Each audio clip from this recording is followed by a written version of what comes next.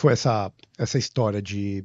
Você fez direito, para você transicionar, você falou que até desde 2018 que você já não está mais exercendo advocacia. Qual que foi o plim? Como que você chegou nisso? Eu sempre gostei de história, né? Só desde adolescente, né? Lia muito jornal. Na época que os jornais eram bons, né? Na época eu tinha prazer de ler o Estado Sujava de São o dedo, Paulo, né? Sujava o dedo. Sujava o dedo. O Estado editorial, de São Paulo no domingo. Aquilo lá era uma felicidade. Coluna do Paulo Franz. É verdade. Escritores Drummond depende escreveu. da época, né? Tinha uma época que o Estado de São Paulo fez parceria com a Itália, aí tinha autores italianos escrevendo, depois autores ingleses. Então era uma maravilha ler jornal. Então, desde adolescente, eu sempre cultuei o hábito de ler e sempre focado mais em história, né? Então, a história sempre foi meu hobby, sempre foi minha paixão, e aí eu resolvi, então, em vez de ser só um hobby, transformar para minha vida. Foi isso. E pilar do conservadorismo em si, né? Que eu que te acompanho aí, eu vejo que a sua produção de conteúdo, a sua ideia é difundir o conservadorismo no Brasil. Mas o conservadorismo brasileiro surgiu no Império, a gente pode colocar dessa forma. E houve uma quebra a partir daí, né? Como que você enxerga esse conservadorismo no Brasil hoje? Como que ele se manifesta? Como que você vê a continuidade das conservadoras depois do golpe da República que acabou diluindo isso e diminuindo a sua importância? Como que você vê hoje no Brasil o conservadorismo em si? Então, aí talvez nós vamos entrar aqui meio no choque aí por causa do Churchill, que eu vou pegar uma ponte aí então. Porque o termo conservadorismo é um termo meio vago, né? Tem um sentido aqui, um sentido ali e tal. Conservadorismo que hoje se pretende, de quem é chamado de direita, entre aspas, passou a defender, é muito herdado do ambiente anglo-saxão. Tanto é que você está com a camisa do Churchill, aí tal. Eu acho isso daí uma coisa errada no Brasil, porque o Brasil tem uma herança ibérica, né? A gente deveria seguir e manter as tradições ibéricas e não ficar importando coisas de fora. Então, o conservadorismo varia muito, né? Inclusive, a mentalidade ibérica é muito diferente da mentalidade anglo-saxã. Sempre, na realidade, teve uma certa oposição, muito preconceito de ingleses contra o mundo ibérico, historicamente também preconceito de espanhóis contra o mundo inglês e tal. Agora, voltando, claro, uma monarquia acaba preservando mais os valores. Quando você vai para a república, isso aí já tem um choque. Esses valores tradicionais vão sendo atacados. Inclusive, a República, já no começo, começou a fazer uma releitura de história, e o nome mais óbvio dessa releitura foi o Tiradentes, né? Então, o Tiradentes era um nome esquecido, era um bandido. Acabou. Quem ressuscitou e transformou o mito de Tiradentes foi a República. A República precisava de um mito. Falou, quem que nós vamos escolher? Aí está aqui esse nome aqui, então vamos resgatá-lo. Assim, então a República começou a reconstruir a história do Brasil, né?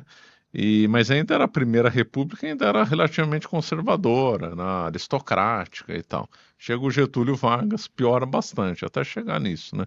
Então a decadência do Brasil, da tradição, de uma coisa mais tradicional, mais católica, foi feita aos poucos. Agora o grande momento de inflexão, claro, foi o golpe de 1889. Não sei se era esse o sentido da sua pergunta. Não, sim. É mais ou menos porque, assim, tem toda a maçonaria envolvida nisso, tudo, mas, assim, eu entendo que a perda da ideia católica, ela está completamente ligada ao próprio golpe da República e essa reconstrução, essa nova narrativa da história brasileira.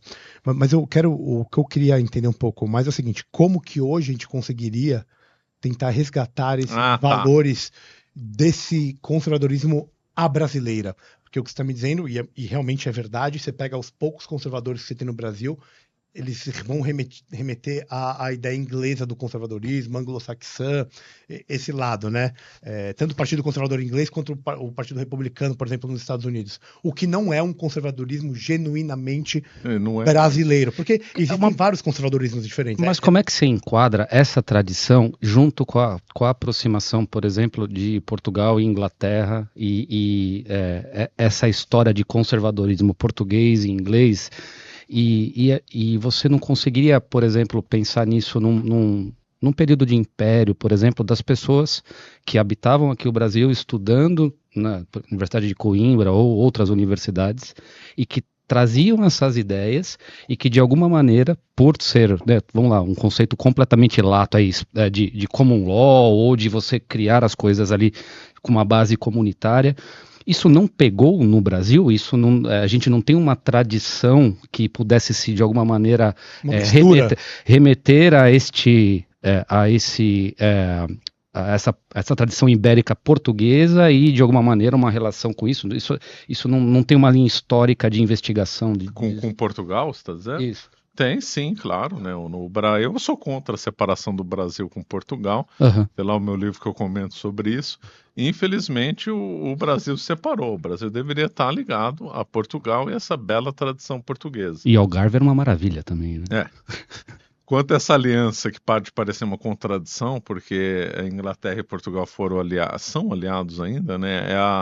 É o tratado entre duas nações mais antigo em vigor até hoje, a antiga aliança, feita no Tratado de Windsor, se não me engano, em 1381, e que é tido em vigor até hoje pelas duas nações, mas embora as duas nações tenham sido aliadas, Portugal sempre conservou sua tradição e a Inglaterra dela. O momento que Portugal ficou menos português foi com o Marquês de Pombal. O Marquês de Pombal, ele foi diplomata lá na Inglaterra, foi iniciado na maçonaria na Inglaterra e importou determinados modelos inconvenientes da Inglaterra para a história, para a vida portuguesa e, por tabela, para a vida do Brasil também, né? Então, e depois o Brasil acabou importando modelos ruins da França, por exemplo, constitucionalismo e tal. Tem um autor que eu não gosto, mas falou uma coisa certa, que é o Oliveira Viana. Ele falou: o brasileiro sabia pensar, mas infelizmente chegaram os franceses com ideias ruins e estragaram o Brasil. E nessa época, talvez, uma reforma educacional, e aí isso pode ter algum impacto na cultura, né? O Marquês de Pombal, na perseguição aos jesuítas, expulsão, que eram os grandes, bem ou mal, sem juízo de valor aqui, eram os grandes responsáveis pela educação do Brasil na época. E essa perseguição, o monopólio disso, né? Eles tinham. Os jesuítas ficaram com o monopólio da educação no Brasil durante 200 anos. Quando o Marquês de Pombal expulsou, lembrando que Portugal não foi o único a expulsar. Depois a Espanha expulsou a França, a Áustria, até que o Papa suspende a ordem. Mas quando ele expulsou, teve um choque aqui no Brasil, porque eles eram responsáveis. Agora, quem que vai colocar no lugar, né? Foi embora, acabou com toda a escola do Brasil. Até substituir gerou uma coisa extremamente complexa aqui, né? O Pombal foi o grande revolucionário. O grande revolucionário, né? O pior momento de Portugal e do Brasil.